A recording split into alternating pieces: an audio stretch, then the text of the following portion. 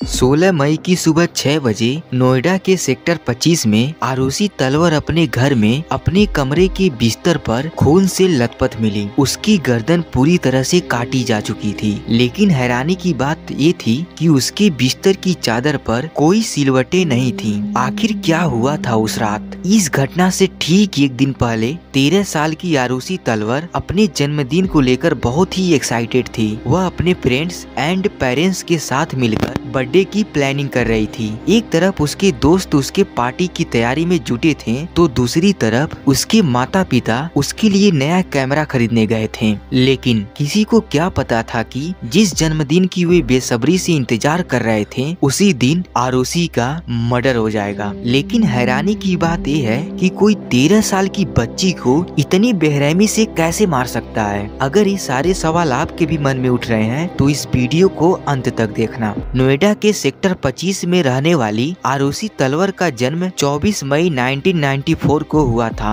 अगर उसकी daily routine की बात करें, वो हर सुबह स्कूल के लिए निकल जाती थी और उसके माता पिता यानी नुपुर और राजेश तलवर, जो पेशे से डेंटिस्ट थे, अपने क्लिनिक चले जाते थे।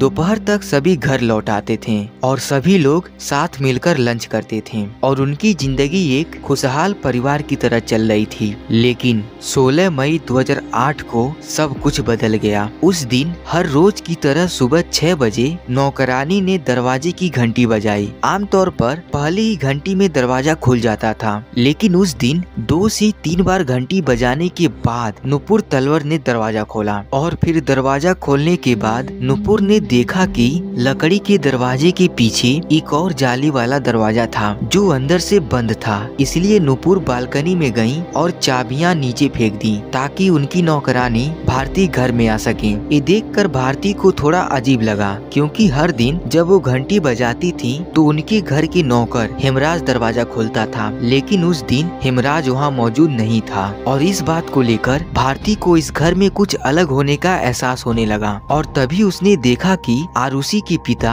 यानी राजेश तलवर उस वक्त जाग रहे थे और जोर जोर से रो रहे थे। जब भारती ने नुपुर से पूछा कि राजेश इतनी जोर से क्यों रो रहे हैं, तो नुपुर ने आरुषि को आरुषि के कमरे की ओर इशारा किया और कहने लगी कि देखो हेमराज ने क्या कर दिया, और भाग गया। जैसे ही भारती आरुषि के कमरे में पहुंची, एकदम से शॉक रह गई, क्योंकि वहां पर उसने जो चीज देखी वो उसे हिला कर रख दिया। उसने देखा कि बिस्तर पर आरुषि की लाश पड़ी थी और उसकी गर्दन पर किसी तेज हथियार से काटे जाने की निशान थी। ये देखकर भारती ने तुरंत डॉक्टर को बुलाया और पड़ोसियों को इस घटना की जानकारी दी। लेकिन जब तक पुलिस पहुंची, तलवर दंपति के कई रिश्तेदार पहले से ही वहां मौजूद थे और इसका नतीजा ये हुआ कि वहां मौजूद सारे फिंगरप्रिंट्स और सबूत नष्ट हो चुके थे। अब पुलिस के पास कोई ठोस सुराग नहीं बचा। पुलिस ने पूरे घर की जांच शुरू कर दी और तभी उन्हें छत पर एक ताला लगा मिला जिस पर खून के निशान थे।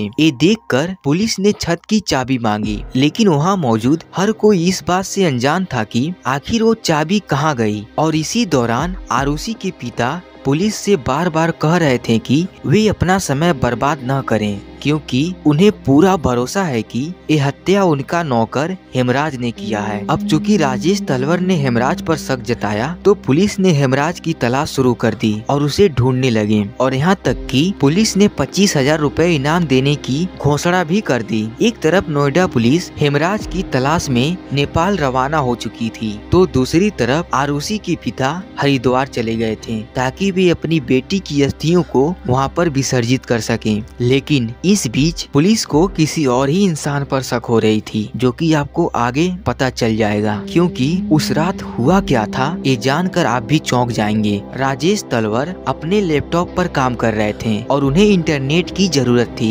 इसलिए नुपुर तलवर ने आरुषि के कमरे में जाकर वाईफाई राउटर ऑन कर दिया। उस रात आरुषि देर रात तक जागती रही और अपने दोस्तों से कॉल और मैसेज पर बात करती रही। लेकिन सीबीआई की रिपोर्ट के मुताबिक रात 9:10 के बाद आरुषि का फोन उपलब्ध नहीं था। इसी वजह से रात 12:30 बजे उसके दोस्त अनमोल ने उनके लैंडलाइन नंबर पर कॉल किया। जब किसी ने फोन नहीं उठाया तो अनमोल ने आरुषि को एक टेक्स्ट मैसेज भी किया, लेकिन वो मैसेज कभी डिलीवर ही नहीं हुआ। इसी बीच राजेश तलवर भी अपने लैपटॉप पर काम कर रहे थे, क्योंकि उनका आखिरी ईमेल रात 11:57 पर भेजा गया था। इसके बाद शायद वो सो गए होंगे, लेकिन सीबीआई का रिपोर्ट कुछ और ही बता रहा था। सीबीआई रिपोर्ट के अनुसार रात 3:45 पे किसी ने आरुषि के कमरे का वाईफाई राउटर बंद कर दिया। अब सवाल ये उठता है कि आधी रात के बाद आरुषि के कमरे में कौन गया, क्योंकि आरुषि का कमरा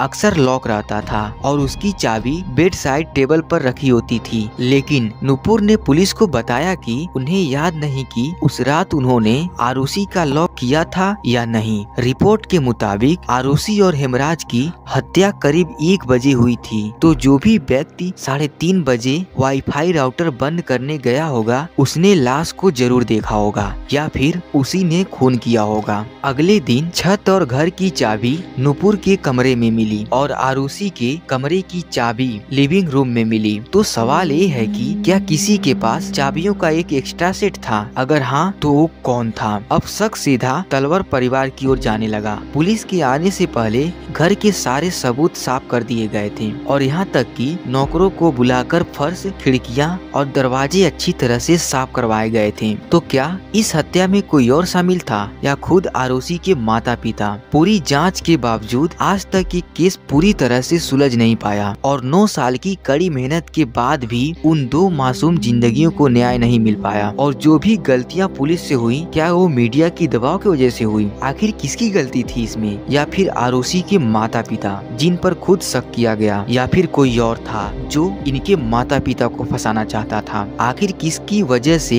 एक केस सुलझ नहीं पाया? और कोई तो था जो पुलिस को उलझा रहा था। तो आपका क्या राय है, कमेंट में जरूर बताएं।